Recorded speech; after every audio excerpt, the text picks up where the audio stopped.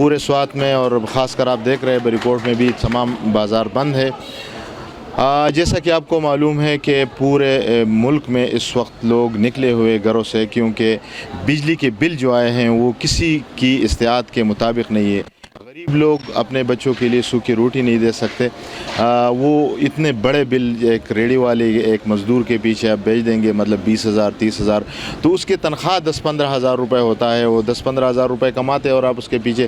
لہٰذا حکومت سے ہم یہ اپیل کرتے ہیں کہ یہ جو اتنا بڑا مہنگائی یہ کوئی برداشت نہیں کر سکتے، لوگ خودکشیوں پر مجبور ہے، اور لوگ ایسے حرکتیں ابھی شروع ہو گئی ہے کہ یہ ملک جو ہے وہ خانہ جنگی کی طرف جا رہا ہے، اور لوگ بالکل جو ہے سیول نافرمانی کی طرف جا رہا ہے۔ اگر حکومت نے نظر ثانی نہیں کی اس بلوں کے اوپر، یہ جو پیٹرولیم مصنوعات آپ دیکھ رہے ہیں کہ کل ایک مرتبہ پھر اس نے پیٹرول مہنگا کیا، میں یہی کہہ رہا ہوں کہ اللہ حافظ ہے، ابھی یہاں پر سیول نافرمانی ہوگی، اس کے بعد خانہ جنگی ہوگی، اور لوگ ڈاکو بنیں گے، چور بنیں گے۔ یہی ہوگا اگر یہی مہنگائی رہی۔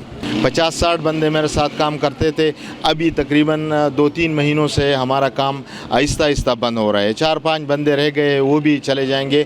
اسی طرح ہمارے جو سلک انڈسٹری تھی، 24 ملے تھے، پرسوں تک 4 باقی تھی، وہ بھی ختم ہو گئی۔ تو پورے سوات میں اس وقت جو ہے تقریباً 100 میں سے 25% انڈسٹری رہ گیا ہے اس بلوں اور مہنگائی کی وجہ سے۔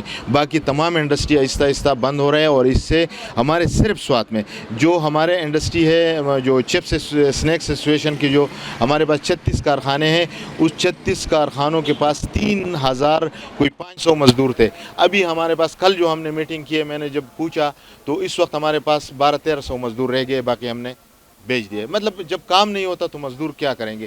سلک انڈسٹری مکمل طور پر بند ہو گئی، کاسمیٹک انڈسٹری بند ہو گئی، یہ پلاسٹک انڈسٹری میں آدھا رہ گئے، تقریباً بند ہو رہے ہیں آہستہ آہستہ۔ ابھی جو دکانیں ہیں اس میں بھی تقریباً 30% کام ہو رہا ہے۔